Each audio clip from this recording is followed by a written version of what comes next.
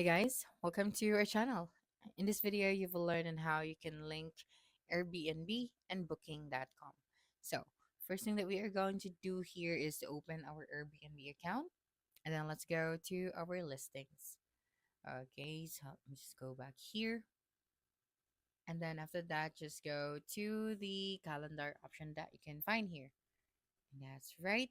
And then after that, we are going to tap on this availability settings and then just scroll down until you can find this connect to another website so you can sync all of your hosting calendars so they automatically stay up to date.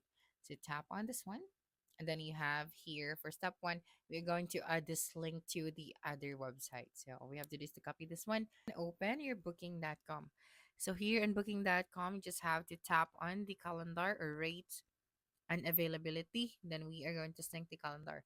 But as you can see right here, I don't have that option since we don't have an existing listing. So if you already had, then you'd be able to find that option. And then after that, you are just going to paste this link. Okay, so paste the link, the Airbnb icon link, and name it something like Airbnb calendar. So save it, and that's it for the first part. Now, the next thing that you are going to do is to import the booking.com back to Airbnb. Okay, so to do that, you just have to make two-way sync to go back to Airbnb. So just click the import calendar, then paste the icon link from booking.com. So name it as booking.com and save. So you just have to paste it right here to get the link to ending this that ICS from the other website and add it below. So other website link and then the name of the website. So for example, I'm just going to paste it right here and then booking.com.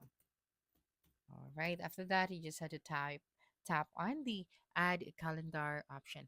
So just ensure that the listing is bookable with active rate plans. If your listing has no active pricing rate plan or is closed and published, booking.com may remove calendar sync option until those are resolved. So that's it for this video. If you think this video helped you solve your concern, please subscribe, like this video, and leave your comment below.